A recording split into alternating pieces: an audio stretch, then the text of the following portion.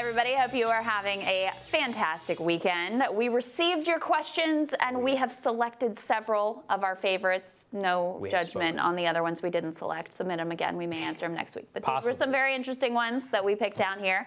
All right, so first up, we've got at 3SM1R. What do you think about Gabbard's move of refusing to participate in the debate, even if qualified? We should note she did ultimately come up one poll short. So she would not have made the debate even if so. But, you know, honestly, I like it when Tulsi's on the stage because she raises issues that no one else will in a forceful way. She challenges people. She's fearless.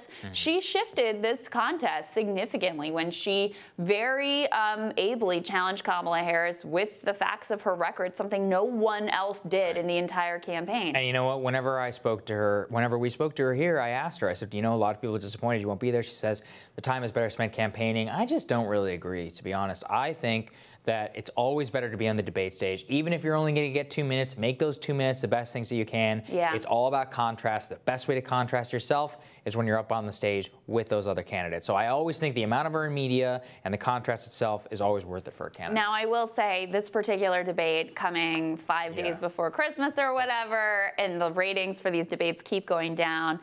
Who knows how much of an impact it will have. But look, she knows how to make a moment. She knows how to land a punch. She knows how to articulate her worldview, which is very unique and distinct on the stage. And I do think that matters. So I'm sorry she won't be there. Me too. All right, second question from Gino Verna. He says, do you think that debates that don't ask tough questions do more damage than do not have taken debates at all? I feel like the average casually engaged viewers end up voting about a debate, arguing about a debate that was very shallow in its content, and they're worse off having seen it at all. I think that's really well said. Very interesting Gino. question, and I think the reason for that is that if you look behind these things, if you look at, if you look within this debate, the way that your things are framed to you is what you end up debating. And so, like, this is a great example of why it's so important to have good moderators, good questions, and even, you know, better media organizations that do this.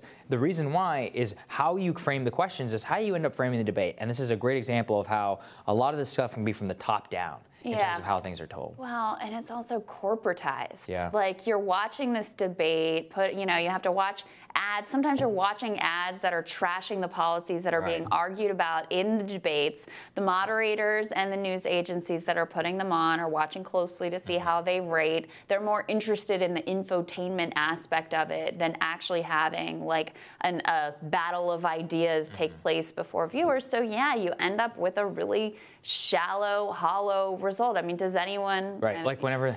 Does anyone really feel... Look, they were entertaining. Yeah. But does anyone really feel well-served by the process that got us Donald Trump as the nominee? I mean, he exploited... That's what he did. His most successful innovation was completely exploiting the infotainment, ratings-driven nature of the corporate media, much to his benefit, created a spectacle, and look, that's why he is where he is. He was able to game that system. Yeah, very much so. There we are. All right, last one from Primeo, like that. Do you believe that progressives should be talking about election integrity with the same passion we talk about dollars in politics? I believe both are equally as important, but we progressives have dropped the ball on educating people on establishment election rigging.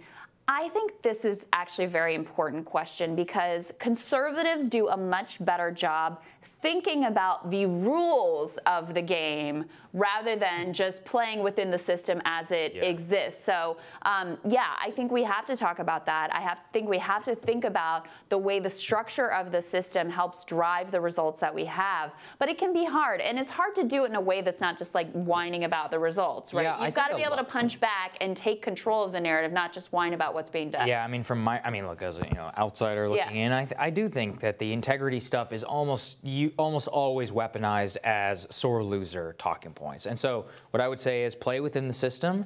The system generally is not, I mean, I don't think the system is slated in favor of conservatives, given that, Democrats won the popular vote in a lot of these places, and we've had razor-thin elections. But that's exactly the point, that Democrats would win the popular vote and have it in a number of elections. That's because of the Electoral College. That's not an election integrity issue, right? Right, but I mean, look, the voter ID stuff that's happening across the country, that's real, and Republicans have had admitted that they've been trying to keep minorities from voting and trying to suppress turnout. Like, that's a very real thing. And I think it's absolutely an important issue. But we have to not only, like, call attention to that, but we have to make sure that it's not just about like complaining that we're doing something about it, that we're winning so that we can have control when it's time to redistrict and those sorts of things. I think that's right. I mean, look, it's all about power, and if you actually want to yield power, you have to work within the system in order to get what you want to attain instead of complaining about but that's my point, is that conservatives change the system. But, they change the rules. So they focus more on it. And they're much better, put the morality of it aside, they're much better at thinking just in terms of power. Look at what they're doing with the courts.